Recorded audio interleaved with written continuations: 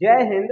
आज के क्लास में हम लोग देखेंगे कि आईएमएफ क्या है, आईएमएफ की स्थापना कब की गई, इसका उद्देश्य क्या था, जो इसकी स्थापना की गई इसकी स्थापना के पीछे उद्देश्य क्या था, और साथ ही साथ ये भी जानेंगे कि ये किसी भी देश को लोन कैसे प्रोवाइड कराता है और किसी भी देश की अर्थव्यवस्था को डूबने से कैसे बचा लेता है, किसी भी देश का दिवाला निकलने से कैसे उस देश को बचा लेता है। इन सारी चीजों के बारे में एक एक करके जानेंगे। तो आज का क्लास बहुत ही महत्वपूर्ण होने वाला है। सारी जानकारियों को अच्छे से जानने के लिए वीडियो के लास्ट तक बने रहिए। शुरू करते हैं आज के क्लास को।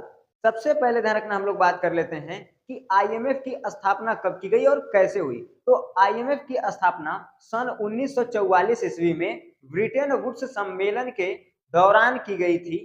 क्योंकि ध्यान रखना, उस समय जो द्वितीय विश्व युद्ध था, द्वितीय विश्व युद्ध के कारण पूरे विश्व की जो अर्थव्यवस्था थी वो तहस नहस हो गई थी, पूरे विश्व की अर्थव्यवस्था बर्बाद हो गई थी। तो इस सम्मेलन के जरिए जो देश इसमें शामिल हुए थे, जितने भी देश थे, उन सभी देशों की अर्थव्यवस्था को डूबने से बचाने के लिए वहां पे सम्मेलन हुआ और उस सम्मेलन में बात रखी गई। तो उसी सम्मेलन में ध्यान रखना, ये मुद्दा रखा गया कि एक संस्था बनाई जाए, एक संस्था बनाई जाए जो किसी भी देश की अर्थव्यवस्था को डूबने से बचा ले। और अगर किसी देश का अंतरराष्ट्रीय मुद्रा कोष जो है खाली हो गया है, या किसी देश का जो अंतरराष्ट्रीय मुद्रा होती है जो किसी भी देश में ले जाकर के जिससे व्यापार किया जा सकता है, अगर वो खत्म हो गया है और किसी देश का दिवाला निकलने वाला है, तो उसको बचाने के लिए एक संस्था बनाई जाए। और वहां पर जब चर्चा हुई तो उस चर्चा में जिस संस्था को बनाया गया उस संस्था का नाम रखा गया आईएमएफ। आईएमएफ का जो फुल फॉर्म है वो है इंटरनेशनल मनी फंड, अर्थात हिंदी में इसको कहते हैं अंतरराष्ट्रीय मुद्रा कोष।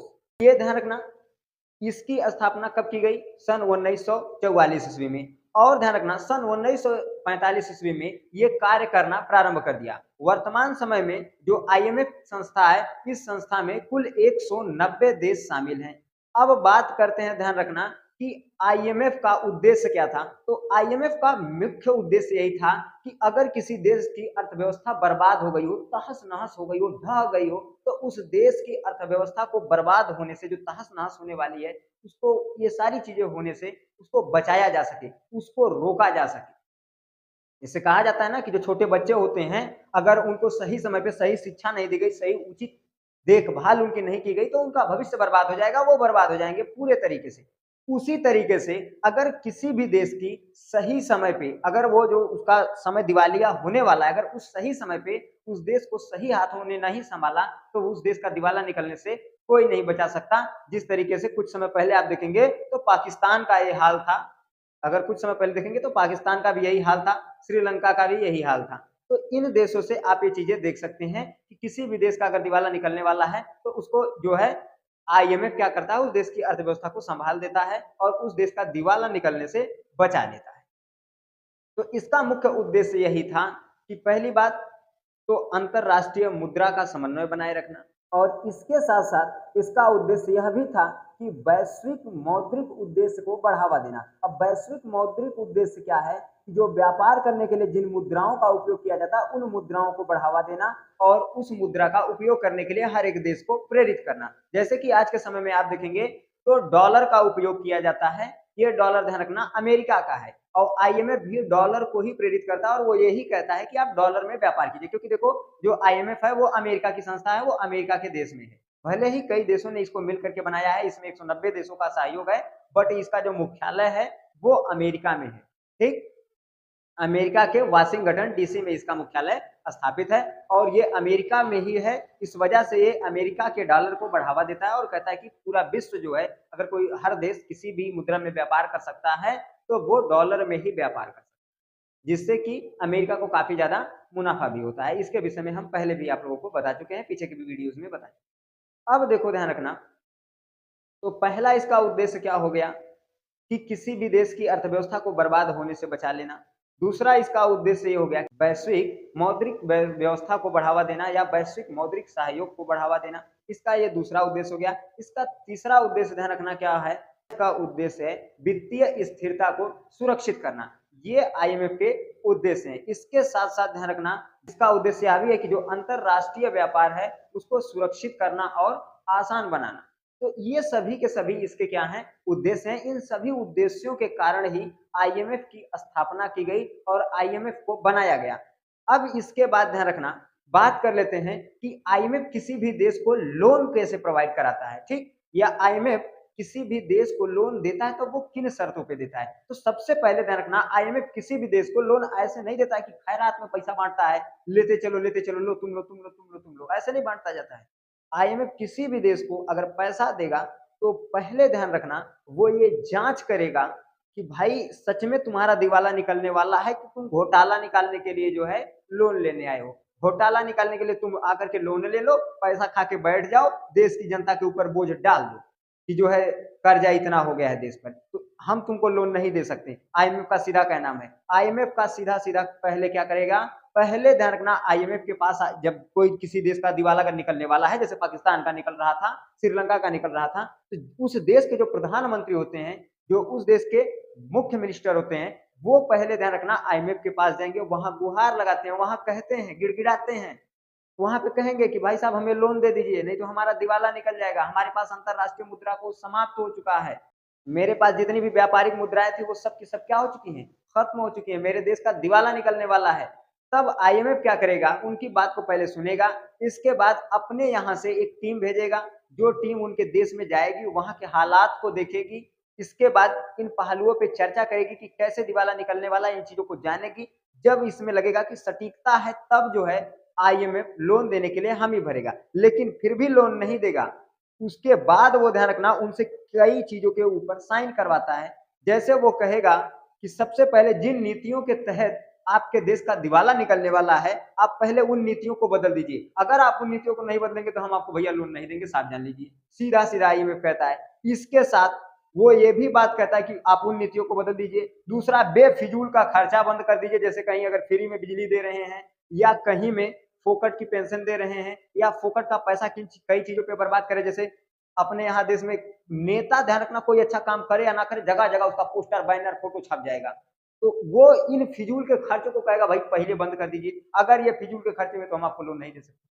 इसके साथ साथ वो ये भी कहता है कि अगर कोई सरकारी ऐसी कंपनी है या कोई ऐसी सरकारी संस्था है जिसके कारण ध्यान रखना देश को घाटा हो रहा है, वो घाटे में चल रही है, तो पहले आप उसको बेच दीजिए, क्योंकि अगर आपको हम पैसा देंगे वो घाटे में ही चलती रहेगी तो आप घाटा सहते रहेंगे और ध्यान रखना आप बर्बाद हो जाएंगे, हमारा पैसा भी नहीं आप दे पाएंगे, तो पहले आप उसको बेच दीजिए।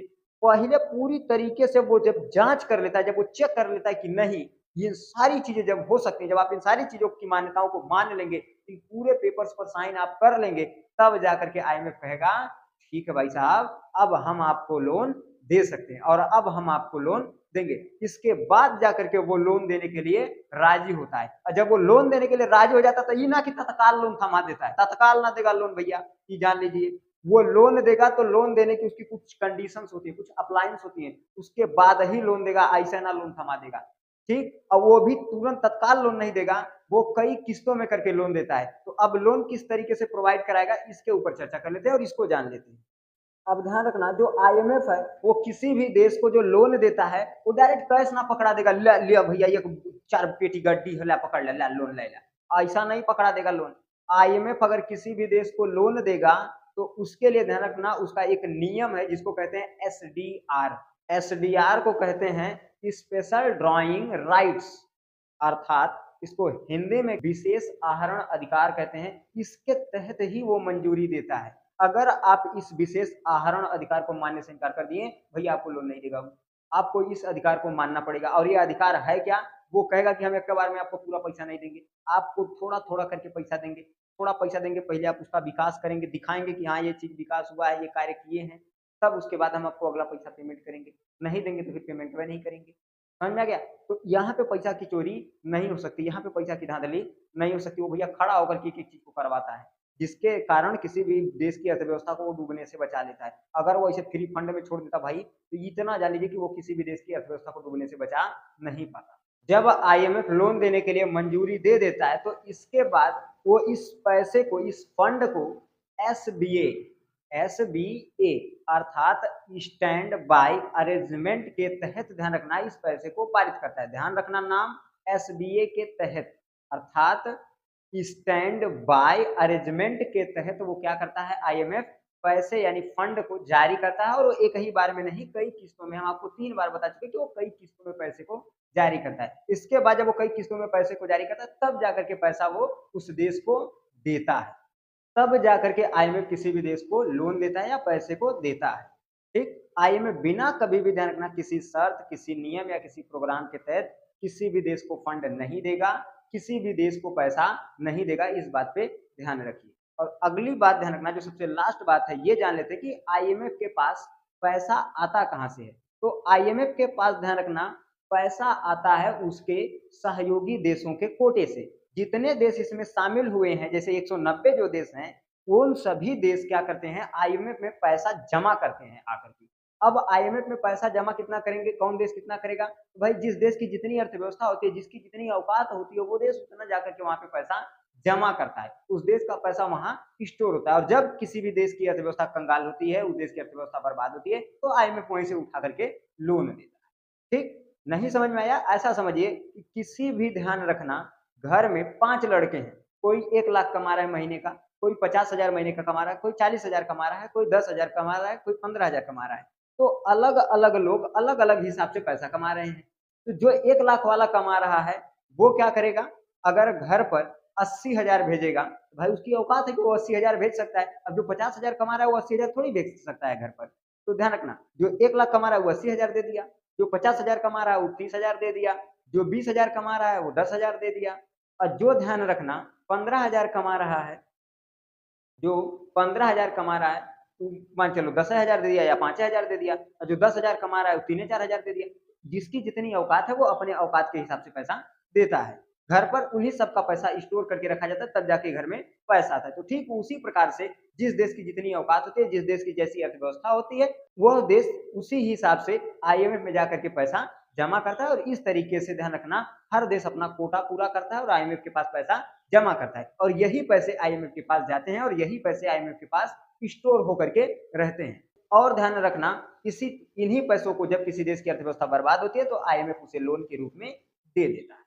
कोई दिक्कत नहीं है ना?